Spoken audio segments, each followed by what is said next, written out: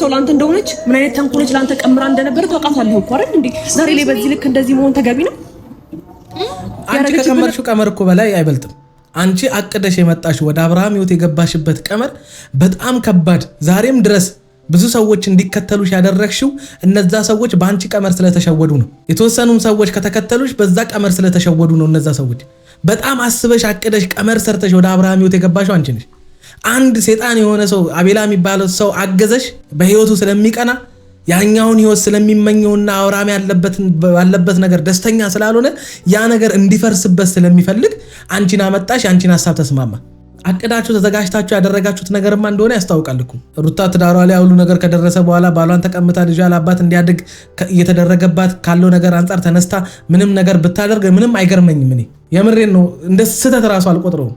የራቁት ፎቶ እንደገና ደግሞ አንተን ለማስደፋት አንዴ በጥፊ አንዴ በወንድሞች አስታሰደብህ የነበረው ረሳኸው ነው? ኖ እሱ ችግር የለውም። አንቺ ራቁትሽን እኮ ነው የሰወርሽው። አንቺ ትዳር ላለው ሰው ራቁት መሆን አግባብ ነው? ምክንያቱም መቼም ሁለቱ መካከል ሴክስ የተፈጠረው ልብሳቸውን አውልቀው ራቁታቸውን ነው። ለዛ ነው እኔ የተናገርኩት፣ ሌላ ነገር እንዳይመስላችሁና የአንቺ ብልግና አይታይሽም? የሰው ብልግና ከምትቆጥሪ በአንቺ ውስጥ ያለውን በሶስት ሰው ትተሽ በሌላ ሰው አይን ውስጥ ያለን ነገር ለምን ትመለከቻለሽ? መጀመሪያ ራስ አይደል? መጀመሪያ እኛን የምንቀድመው መጀመሪያ ራሳችንን እንመልከት። በቃ ወደቀች። ቻው ቼልሲ። ሰላም ጤና ይስጥልን ውድ ቤተሰቦች፣ እንደምንቆያችሁልን ሁሉ ሰላም ሁሉ ሸጋ። እሰይ እንኳን ሁሉ ሰላም ሆነላችሁ። እግዚአብሔር ከክፉ ሁሉ ይጠብቃችሁ።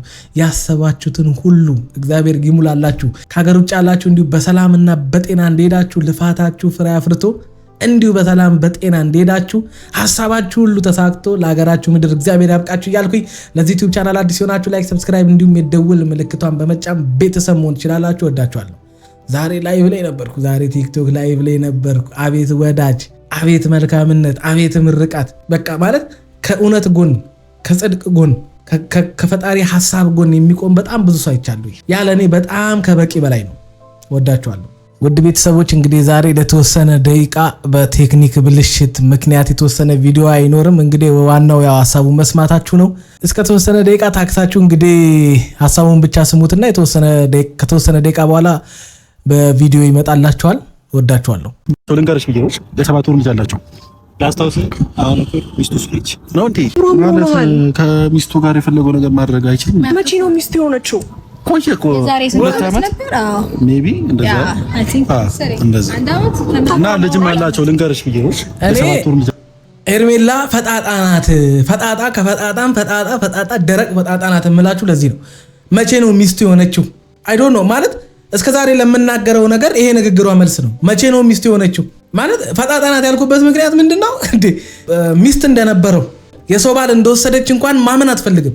ከዚህ በላይ ፈጣጣነት ከየት ይመጣል? ይሄ እኮ ፈጣጣነት ድርቅና፣ ይሄ እኔ እንጃ። እንደውም እኔ እሷ ሳትሆን እንደውም እሷ ናት የሆነ ውጣንጥኝም እንደው የተደረገባት የሚመስለኝ።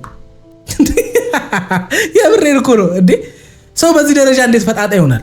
አብርሃም ሚስት እንዳለው አላቅም ነው፣ ሚስቱ አይደለችም ነው፣ አግብቼዋለሁ ነው፣ የራሴ አድርጌዋለሁ ነው።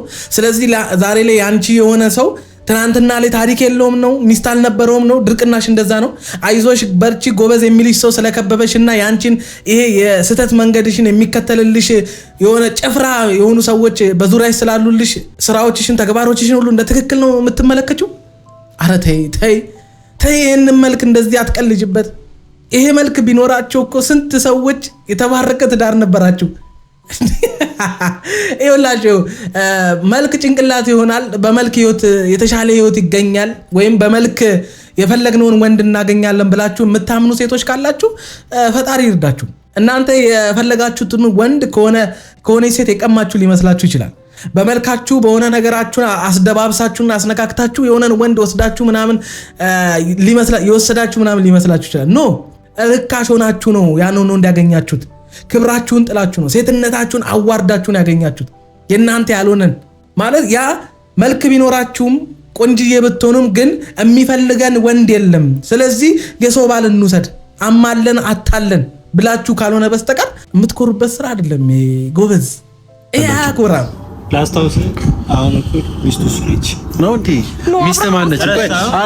እንደዚህ አይነት ወንድም ነገር ሹሩባ የተሰራ ወንድም ራሱ ጭንቅላት አለው ብዬ አላምንም። ግን እንደዛ አይነት ወንድም አይስጣችሁ፣ አይኖራችሁ እንደዛ አይነት ወንድም። እሱም ተከብሮ አንቺንም አስከብሮ የሆነ የዘቀጠ ህይወት ውስጥ ለገባች እህቱ እንኳን ምንም የሆነ ምክርም ቢሆን መምከር የማይችል ወንድ ምን ይሰራል? ምክርም እንኳን የማይመክር ወንድም ይሄ አግባብ አይደለም። ለአንቺም ለኔም ለቤተሰቦቻችንም የሚመጥን ነገር አይደለም። አንቺን የምጠብቅበት ቦታ አለ ብሎ የማይመክር ለአንቺ የምመኝልሽ ይሄ ነው ህይወት አይደለም የማይል ወንድም፣ የተከበረ ትዳር ሰዎች ሳዩ ደስ የሚላቸው እግዚአብሔርን የሚያመሰግኑበት እኔ እንጃ እሷን እንኳን የሚመርቁበት ትዳርን የማይመኝ ወንድ አይ ዶንት ኖ። እኔ እግዚአብሔር አይስጣችሁ እንደዚህ አይነት ወንድም ለሚለው ቃል ብቻ ማሟያነት አይስጣችሁ። ሩታ ሚስቱ የአብርሃም ሚስት አንድ ቆይ ሚስት ማነች? ሩታ ያራዳል። አሁን ተሳከረ። አብርሃም የምርን ራስን እንደዚህ የምትናገረን? ኧረ አይደለም። አብርሃም ስንልሽ አንሰማልሽን፣ ስንነግርሽ አንሰማልሽን። ይሄን ስልሽ አብርሃም ወደ ሩታ ይመለሳል።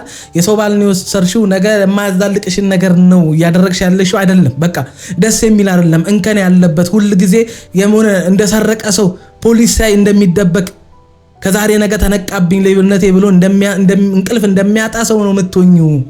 ትክክል የሆነ አግባብ የሆነ ትዳር ውስጥ አይደለም የገባሽው።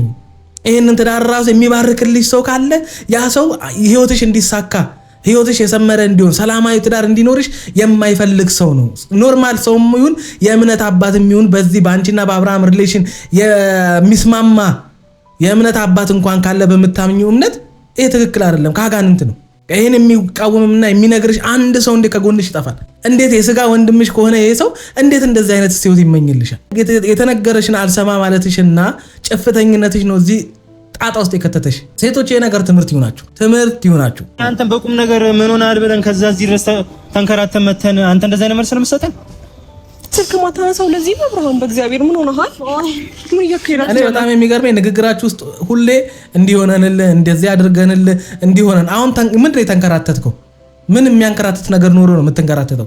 ሁልጊዜ በአብርሃም ዙሪያ ያሉት ሰዎች ከአብርሃም ጋር የሆኑት ሄርሜላንም ጨምሮ እንዲያርግልህ እንዲሆኝልህ እንዴ ምንም ሳታደርጉ የሆነ እኔ እንጃ ምንም ሳትሆኑ ከሰው ጎን መቆም አትችሉም? አብርሃም እናንተ ከጎኑ እንደሆናችሁለት የሚያውቀው ወይም እናንተ ለሱ መልካም እንደምታስቡለት የሚያውቀው ሁልጊዜ እናንተ እያስታወሳችሁት ነው፣ እየነገራችሁት ነው። የእናንተ ጥሩነትና መልካምነት ለአብርሃም አይታየውም? የሆነ ነገር ስጥ እንዲሆኝልህ አቤላም እንደዛ ተሰድቤልህ እንደዚህ ሆኝልህ ሁልጊዜ ልጁን በሆነ ነገር አፋፍናችሁና የሆነ አጥምዳችሁ ካላስቀመጣችሁት በስተቀር እሱ አምኖበት ያደረገው ነገር እኔ ምንም ትዝ እያለኝ አይደለም። አይደለም የሆነ ነገር ሆኗል። አብርሃም ስዝች የነበረው ነገር አደረግሽው ነው ሩታ? ምንድነው የዛተችው? በዚህ ወር ውስጥ እኔ አብርሃም እጄ ላይ ያስገባዋለሁ እያልሽ የነበረው ነገር አደረግሽው። አብርሃም አሳካችሁ። እሷ ፈቀድክላት? ገረመሽ? እሱ ገረመሽ? ጀመር ከራሱ ጋር ይኸውላችሁ አብርሃም እንደዚህ የሆነበት ምክንያት ብዙ ሰዎች መተት ቅብርጥስዬ ምናምን ትላላችሁ። እኔ ግራ ገብቶኛል እኮ እንደዚህ መሆኑ እኮ ለእኔም እኮ ግልጽ አልሆነልኝም። ምንም ያገኘነው መልስ የለም። ግን አንዳንድ ሰዎች የምትናገሩት ንግግር ከጥላቻ እንደሆነ በጣም ነው የሚያስታውቀው። ምክንያቱም ሚዛናዊ አይደላችሁም። እኔን ሚዛናዊ አይደለህም ምናምን ትሉኛላችሁ። እናንተ የፈለጋችሁትን እንድናገርላችሁ ኖ እዚህ ጋር የምትመጡት የፍሬውን ሐሳብ ፍሬው ምን አለ ለማለት ካልሆነ በስተቀር አትምጡ። የእናንተን ሐሳብ አይደለም እዚህ ጋር ማወራላችሁ። ግን አንድ ልነግራችሁ የምፈልገው ነገር ምንድነው?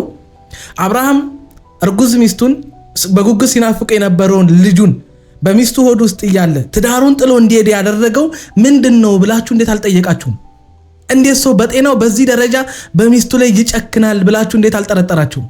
እንዴት በአንድ ጊዜ የማያውቃትን ሄርሜላን 15 ቀን 20 ቀን ባልሞላ ጊዜት በዚህ ደረጃ እንዴት ከሷ ጋር ይጣበቃል? እንዴት እንደዚህ እሷ ትዳር እንዳለው እያወቀች ሚስቱ እዛ ጋር እያለቀሰች እንደሆነ እያወቀች ፍቺ ሳይፈጽሙ እንደዚህ ሰውነቷን እያስነካካች ምናምን እያስደባበሰች ምናምን ቪዲዮ የምትሰራው በጤናዋ ነው? እቺ ልጅ ምንድነው አላማዋ? ለምን አላላችሁ? ያኔ ለምን አልታያችሁም? እናንተ በአብርሃምና በሩታ መካከል የሚፈጠር ጭቅጭቅ ላይ ብቻ ለምንድነው ትኩረት የምታደርጉት? ከምን ተነስታ ሩታ ተናገረች? ከመሬት ተነስታ አይደለም። እብድ አይደለችም አይደል እንዴ?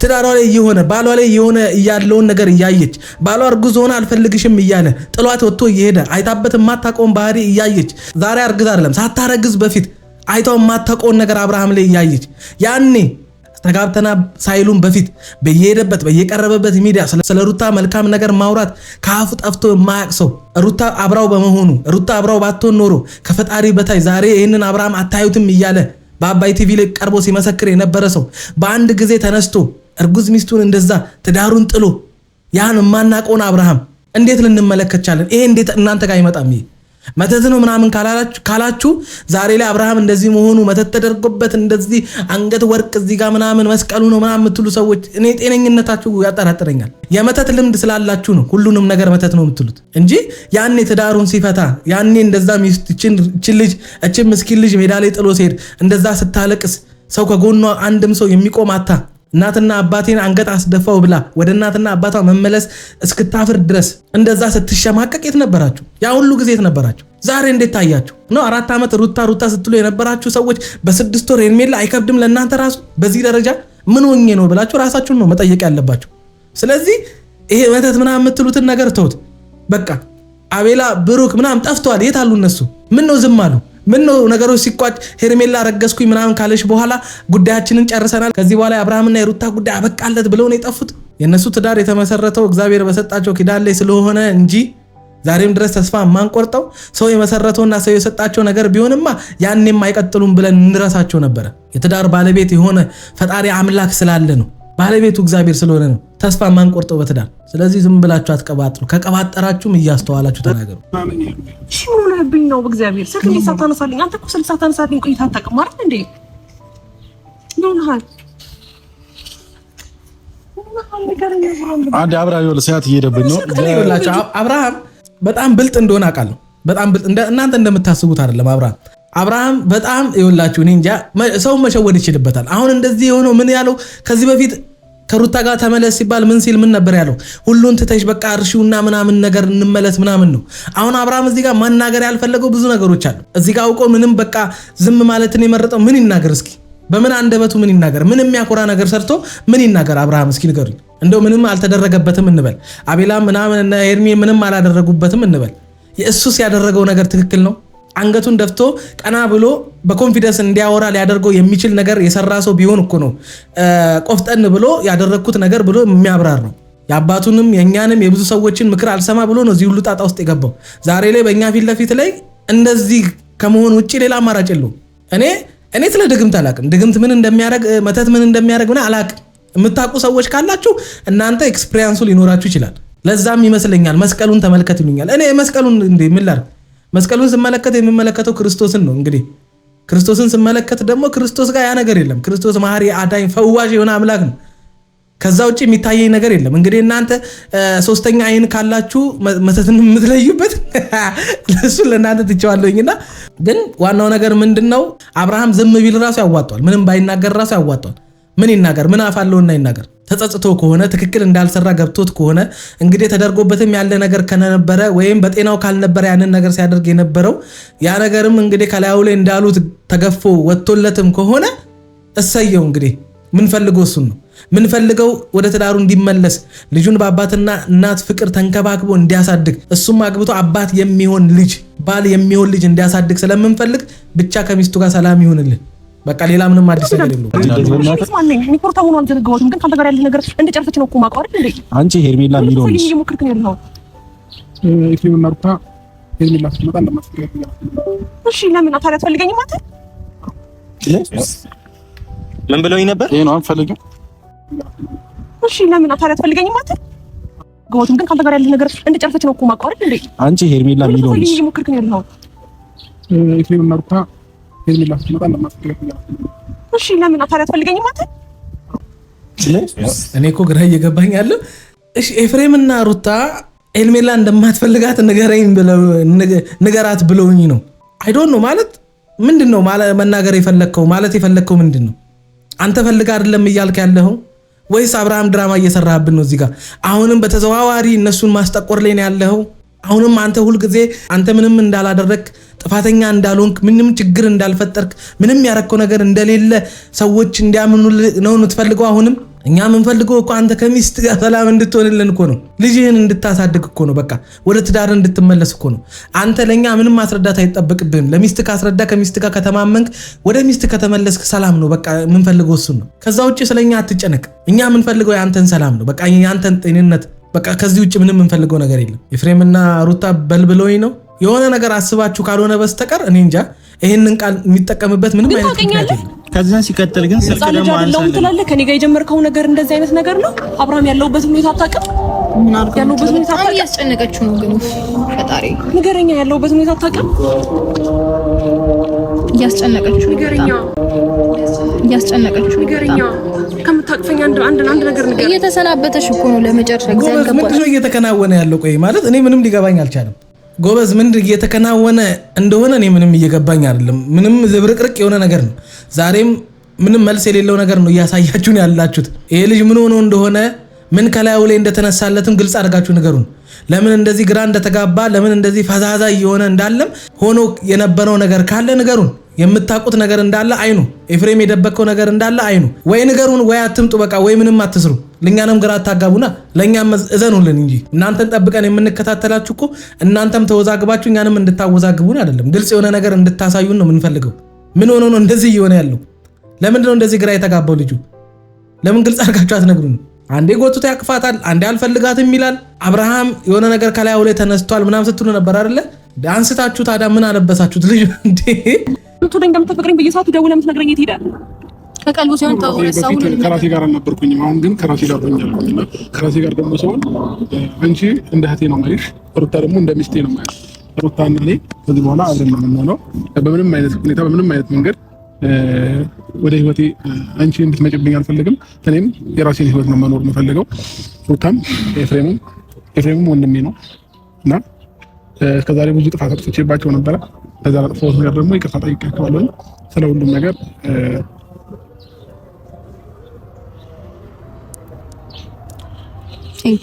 እና ሚኪያስ ስለ ሁሉም ነገር ምን የተቋረጠ ሀሳብ አታውራ አብርሃም። እኔ እህት ነኝ። ከእህት ጋር ነው እንደዛ እያደረግከኝ ነበረ? የምር ነው? እኔ ከመጀመሩ ነው እህት በዚህ ልክ እየተቀራረበ እኔ ኤፍሬም መቼም ወንድሙ ነው አይደል? የስጋ ወንድሙ ነው። ከኛ የበለጠ ስለ ወንድሙ የሚጨነቀው እሱ ነው። መቼም ሩታ ከወንድሙ በልጣ አይደለም። ኤፍሬም እያለ መቼም ወንድሙ ሊሆነ ነገር ያደርጋል አትሉኝ?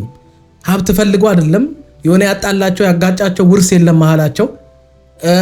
ሩታ ለኤፍሬም የወንድሙ ሚስት ከመሆኑ ውጪ ሌላ ምኑም አይደለችም። መጀመሪያ ለኤፍሬም የሚቀድመው አብርሃም ነው። ስለዚህ አይ ዶንት ኖ ኤፍሬም እያለ የሆነ ነገር ያደርጉታል ወይም እንደዚህ ያደረጉት እነሱ ናቸው አላቅም እኔ። ምክንያቱም ወንድሙ ከጎኑ ስላለ ከወንድሙ በላይ ለአብርሃም የምጨነቅ ሰው አይደለሁኝ። ያንን ነገር ጊዜ ይፈተዋል። እንግዲህ የምንመለከተው ጉዳይ ነው። ግን እየመሰለኝ ያለው ምንድነው እስከዛሬ ሲሄድና ሲያደርግ የነበረው ነገር ብዙዎቻችንም አባቱንም ቤተሰቡንም ጨምሮ ከቡዜ ውጪ በሚያደርገው ነገር መስማማት ያቃታቸው ትክክል ስላልሆነ ነው አይደለ? ስለዚህ አብርሃምም ትክክል ካልነበረው መንገድ ተመልሷል። ያንን ትክክል ያልሆነውን ነገር ሲያደርግ የነበረው ፈልጎት አይደለም። የሆነ የሚያስገድደው ኃይል ወይም የሚያስገድደው ነገር ከጀርባ አለ። በቃ የሆነ እኔ እንጃ የተቆጣጠረው የሆነ ነገር አለ ካልኖረ በስተቀር እኔ እንጃ። ይሄን ያክልና አብርሃምና ኤፍሬም ክፉ ነገር አድርገውበት ነው ምናምን ብዬ እኔ ማሰብ አልችልም። መልካሙን ባስብ ይቀለኛል። የተፈጠርኩትን መልካም ለማሰብ እንጂ ኔጌቲቭ ቃላቶችን እንዳወራ አይደለም። ስለዚህ ነገሮችን ጊዜ እንዲፈታቸው ማየት ነው። ከኛ ውጪ እኛ ልናደርግ የምንችለው ማየት ነው። ያየነውን ነገር እንግዲህ ከማውራት ውጪ ሌላ ልናደርግ የምንችለው ነገር የለም። በቃ ከመጀመሩ እኔ የተኔ እንዴ ሩታ እኮ የፈታሃት ሚስት ናት አይደል እንዴ? የልጅክ እናት ናት። የፈታሃት ሚስት ናት። አዲስ ህይወት ከኔ ጋር ጀምረሃል እኮ። ለምንድን ነው ነገሮች ላይ እንግዳ የምትሆነው? ለምን የፈታሃት? አለመስማማታችሁ ገብታ ህይወታችሁ በትክክል አልተቃናም። እኔ ገብቼ እሺ ለምንድን ነው የፈታሃት ካለ ይሄ ልጅ ሚስቱን መፍታት ፈልጎ አልነበረም የፈታው ማለት ነው። ለምን እንደፈታት እንኳን የሚያውቀው ነገር የለም። ጥያቄው ሆኖበታል። እርጉዝ ሚስቱን ጥሎ መሄዱ ልጅ እያለው እንደገና ወደ ሌላ ሴት መሄዱ ራሱ ጥያቄ ሆኖበታል ማለት ነው። ስለዚህ የሆነ እንቆቅልሻል ያልተፈታልን ለኛ ያልተነገረን የሆነ እንቆቅልሻል። ያም እንቆቅልሽን የሚያውቁት ኤፍሬምና ሩታ ናቸው። መጀመሪያም ህይወታችሁን መምራት ያቻላችሁ እሷ በህይወታችን መካከል ገባች። ብዙ የሚያስነውሩ ድርጊቶችን እንድታደርግ ገፋፋችን። ሚስት ወልዳ አራስ ቤት እያለች ገና ሳንፋታ ካንተ ጋር ብዙ ነገር መሆንን አሰበች። በማይሆን ነገር አጠመደች። ከዛ በኋላ ወደ እጇ ገባ። ያ ያጠመደችበት ወጥመድ ደግሞ ዛሬ ፍትት ሲያደርግ ወደ ተለይ ስትመለስ እኔ መጥቼ ነው ከኔ ጋር መጣላት የጀመራችሁት። እሷ ጋር ስትጣሉ እኔ ስመጣ መጀመሪያም ተጣልታችሁ ነበር አይደል? ኖ ይኸውልሽ፣ አየሽ ይሄንን ነገር እዚህ ነገር ላይ ኃይለኛ መሆን አትፈልጊም። እዚህ ነገር ላይ መከላከል አትፈልጊም። አየሽ እሱ እንዲናገር እሱ የሆነ ነገር እንዲል ነው የምትፈልጊው። ምክንያቱም እሱ ስለሆነ የተዳሩ ባለቤት እሱ አይደለም እንደዛ አይደለም የመጣችው ካለ እንግዲህ እሱ ካለ ይባልልሻል። ከሱ በላይ ከባለቤቱ በላይ አናቀም እንዲባል ስለምትፈልጊ ነው። አይሽ ስተትሽን ሲነገርሽ ትክክል ያላደረግሽውን መልካም ያልሆነው ስራሽ ሲነገርሽ ወደሱ ታመጫዋለሽ። ለምን አንቺ አትመልሺው? እንዴት እንደመጣሽ ስለምታውቂው ነው። አልተለያየንም። ይቅርታ አልተለያያችሁም። ስለበላይት አይደለም እያወራ ያለሁት፣ ግን ደግሞ አውቃታል አይደል? ምን አይነት ሰው ላንተ እንደሆነች፣ ምን አይነት ተንኮለች ላንተ ቀምራ እንደነበረ ታውቃታለህ እኮ አይደል? እንዴ ዛሬ ላይ በዚህ ልክ እንደዚህ መሆን ተገቢ ነው? አንቺ ከቀመርሽው ቀመር እኮ በላይ አይበልጥም። አንቺ አቅደሽ የመጣሽ ወደ አብርሃም ህይወት የገባሽበት ቀመር በጣም ከባድ። ዛሬም ድረስ ብዙ ሰዎች እንዲከተሉሽ ያደረግሽው እነዛ ሰዎች በአንቺ ቀመር ስለተሸወዱ ነው። የተወሰኑም ሰዎች ከተከተሉሽ በዛ ቀመር ስለተሸወዱ ነው። እነዛ ሰዎች በጣም አስበሽ አቅደሽ ቀመር ሰርተሽ ወደ አብርሃም ህይወት የገባሽው አንቺ ነሽ። አንድ ሴጣን የሆነ ሰው አቤላ የሚባለው ሰው አገዘሽ በህይወቱ ስለሚቀና ያኛውን ህይወት ስለሚመኘውና አብርሃም ያለበት ነገር ደስተኛ ስላልሆነ ያ ነገር እንዲፈርስበት ስለሚፈልግ አንቺን አመጣሽ። አንቺን ሐሳብ ተስማማ። አቅዳችሁ ተዘጋጅታችሁ ያደረጋችሁት ነገርማ እንደሆነ ያስታውቃል እኮ። ሩታ ትዳሯ ላይ ሁሉ ነገር ከደረሰ በኋላ ባሏን ተቀምጣ ልጇ ለአባት እንዲያድግ እየተደረገባት ካለው ነገር አንጻር ተነስታ ምንም ነገር ብታደርግ ምንም አይገርመኝም። እኔ የምሬን ነው። እንደ ስህተት ራሱ አልቆጥረውም። ነገር አታስታውስም? አንተን አንገት ለማስደፋት የሄደችውን መንገድ አታውቅም? ማንም አንገት አላስደፋውም። ይቅርታ አንቺ መተሽ ሩታን ቤተሰቧን እሷን አንገት ያስደፋሽ አይበልጥም? እሱ ምን ሆኖ አንገቱን ይደፋል? ለምን ትዳርን ፈታ፣ ለምን ልጅህን ጥለህ ሄድክ በሚል ጠብና ጥል ውስጥ በመጣ ነገር አብርሃም መች አንገት ደፍቶ ያውቃል? ስራው እኮ አንገት የሚያስደፋ እኮ ነው። ስራው እኮ አስነዋሪ እኮ ነው። እሱን አይደለም የቤተሰቦችን አንገት የሚያስደፋ ስራ እኮ ነው እየሰራ የነበረው ከአንቺ ጋር። አንገት አስደፋሽው። የራቁት ፎቶ እንደገና ደግሞ አንተን ለማስደፋት አንዴ በጥፊ አንዴ በወንድሞች አስታሰድብህ የነበረው ረስተኸው ነው? ኖ እሱ ችግር የለውም። አንቺ ራቁትሽን እኮ ነው የሰወርሽው። አንቺ ትዳር ላለው ሰው ራቁት መሆን አግባብ ነው?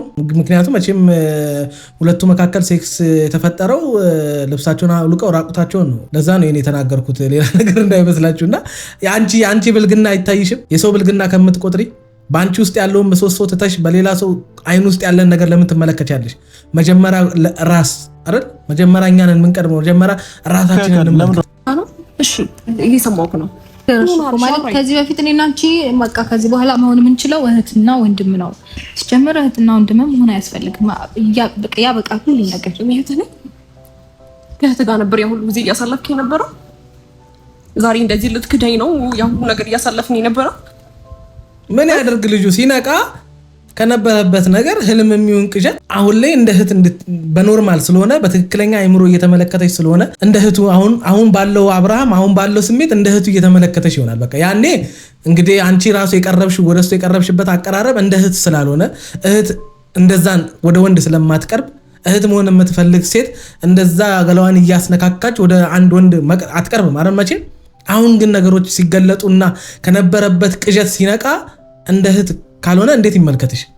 አሁን እኮ አብርሃም አንቺን እየተመለከተ ያለው እንደ ዛሬ እንደ ትናንትና ወዲያ ወይም ከዚህ በፊት እንደነበረችው አይነት ሄርሜላ አይደለም።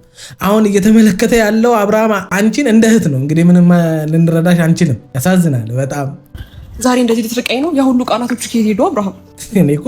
እኔ ያስቀኝ ቃል እኮ ቀላል ነው። ለሩታ የተናገረውን ያክል ቃል አንቺ አልተናገረም እኮ። ስለ ሩታ አብርሃም የመሰከራቸውና ያወራቸው ቃላቶች በጣም ከባባድ ናቸው እኮ። ለአንቺ ምን አወራ እንዴ? ምን ቃል አወራ ለአንቺ? እስኪ ንገሪኝ። የምሬን እኮ ነው። ቃል እኮ ይታጠፋል። ለሩታ የገባውን ያለውን ያወራውን ስለ ሩታ የመሰከረውን የሆነችለትን ነገር ሩታ የሆነችለትን ያወራውን ነገር ሁሉ ሽሮታል እኮ። ቃል እኮ ኖርማል ነው። ቃል ይሻራል። የማይሻረው የፈጣሪያችን የእግዚአብሔር ቃል ብቻ ነው። ምን የአንቺ ቃል የፈጣሪ ቃል ነው? ቃል አትበይብን። እዚህ አብሬክ በጣም ብዙ ነገር እያወራን ልጅ እንወልዳለን ከአንቺ ጋር ብዙ ነገር አስባለሁ እያልክ የነበረው ነገር ዛሬ ላይ እንደዚህ ሊፈጠር ነው? የአንቺው ጣንጥኝ እኮ የወለደውን ልጅ አስጠሎት እኮ መጣ እኮ። አየሻረ ራስ ወዳድ ነሽ፣ ጥቅመኛ ሴት ነሽ እያልኩሽ የነበረው ለዛ ነው። እዛ ጋር የወለደው የሩታ ልጅ አይታይሽም ከአንቺ ልጅ ጋር ምናምን ነገር። አብርሃም እኮ ሩታ እንዳረገዘች ያወቀ ቀን ልጁ ተወልዶ ምንም እንደሚያደርግ ምን እንደሚል ብዙ እቅዶች ነበሩት እኮ ከሩታ ጋር። ልክ እንዳንቺ እንዳወራው ከሩታ ጋር ሲያወራ ነበር። አየሽ ከሩታ ጋርም ሲያወራ ነበር። አይሽ ያፈረሽው ይሄንን ነው። አይሽ እዛ ጋር ያለውን ህልም አጨንግፈሽ እዚህ ጋር ያለው ያንቺ ህልም ያብብልኛል ብለሽ ማሰብሽ ራሱ ከባድ ነው። በራስ ሲደርስ ከባድ ነው። የተፈጠረው ነገር ንገራት። አሁን ምንድነው ቆይ ትልቅ በጣም ይቅርታ ማለት እኔ አንተን ላስጨንቅ ምናምን አይደለም፣ ግን ደግሞ ይቅርታ ማለት እኔ እንደዚህ አይነት ስሜት ውስጥ መግባትን ፈልጌያለሁ አይደል? ይመጪ ዛሬ ተመችቶኛል ዛሬ ግን ደግሞ እወድሃለሁ፣ አፈቅርሃለሁ። በዚች ቅጽበት ውስጥ ከኔ ጋር እንደዚህ ለመለየት ተገቢ ነው? እኔ ከጎንህ ነኝ። በእግዚአብሔር ማርያምን ማንኛውም ሰዓት ደውልልኝ፣ አጠገብህ ነኝ እኮ አብርሃም። ዝቅ ስትል ቀና ያደረኩ እኮ ነኝ አብርሃም። እኔ ማለት ረስቷታል ማን እንደነበረች ከዚህ በፊት አብራው እንደነበረች ምን ስታደርግ እንደነበረ ማን እንደሆነች የሚያውቀው ጉዳይ የለም ልጁ እና የሆነ ነገር አልተወጋም ነው የምትሉኝ የሰውዬ ያኔ እንዴ መኪና ቁልፍ አንተ ጋር ነው አድርሳቸው እና ኖ ወይ ራሳቸውን የመጡት ራሳቸው ይላሉ ራሳቸው አብርሃም ስትመለስ በጣም የዋህነት የባሰ ጨምሮ ነው የተመለስከው። ልጅቷ እያለቀሰች አብርሃም ኤፍሬም ሸኛቸው። ይሄ ደስ ይላል፣ ተመችቶኛል። አሁን የመጡት ራሳቸው ይሄዳሉ። ለምንድን ነው የሚሄደው? እሺ ሄርሚ ያልከኝ ከዛ ሄርሚስ ምንህ ናት? ከኔ ጋር ምንድን ነው ያሳለፍከው ነገር? በቃ ትቶታል፣ ሁሉንም ነገር ረስቶታል። ገባሽ አይደለ? ሲጀምር በቃ ማለት መስመርሽን አልፈሻል። መስመርሽን በማይገባ ልክ አልፈሽ ስለመጣሽ ነገሮች ተገቢ ነበሩ ወይም ትክክል ነበሩ ማለት አይደለም። ንገረኝ፣ አንተ አስረዳኝ። ገባሽ? የማረጋገጥ እኮ አሁንም ከፈለገችው ከሱ ነው ከእናንተ አንደበት እኮ እያረጋገጠች እያስጨነቀችው እኮ ነው።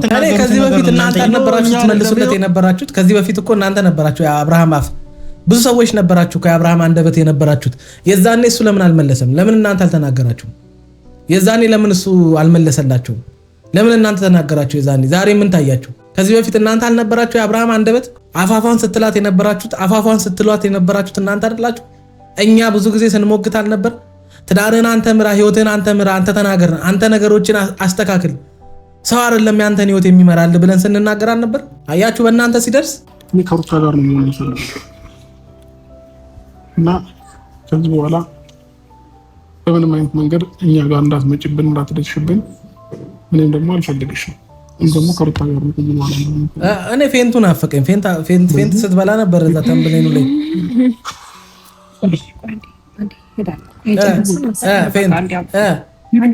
ወደቀች።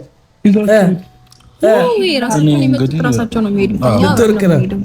ፌንት አዞረ አቅለሸለሻል። እንግዲህ ከዚህ በላይ እነሱ የሚቆዩ አይመስለኝም። ወይ ትውደቅ እንጂ መናገር የፈለገውን ተናግሯል። ስለዚህ ብንሄድ በቃ ወደቀች። ቻው ቼልሲ። ኦፋይ እንግዲህ ክፉ አይንካሽ፣ ምንም አትሁኚ፣ ሰላም ሁኚ። ብቻ አንቺ ከሰው ህይወት ውስጥ ውጪ እንጂ ሌላው ምንም ነገር የለውም። እግዚአብሔር ከክፉ ሊጠብቅሽ። ክፋትሽን የሚፈልግ ሰው አለ ብዬ አላምንም። ከሰው ህይወት ውስጥ እንድትወጪ የሚፈልግ ሰው ይኖራል። ከሰው ህይወት ውስጥ እንድትወጪ የሚፈልግ ሰው ነው እንጂ ያለው አንቺ ክፋት አንቺ ላይ ክፉ ነገር እንዲደርስ ምን እንዲል አይደለም። ያው እኔ የሚያልኩት ተንበሌኑ ላይ ስላየሁኝ ነው። ወደቋ አይቀርም። ለዛ ነው የተናገርኩት። ምንም እንድትሆኛ አንፈልግም።